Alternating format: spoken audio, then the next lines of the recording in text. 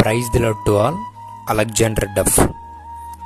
ఈయన స్కాట్లాండ్లో జన్మించి దేవుని పిలుపు నిమిత్తము దేవుని దర్శనాన్ని పట్టుకొని భారతదేశానికి వచ్చిన మిషనరీ.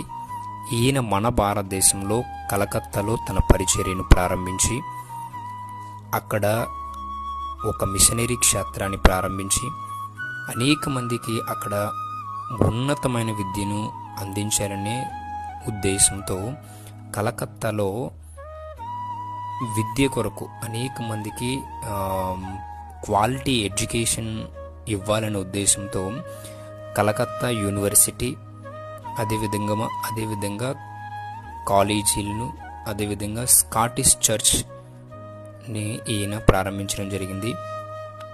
ఈయన 1878 ఫిబ్రవరి 12న నిద్రించడం జరిగింది.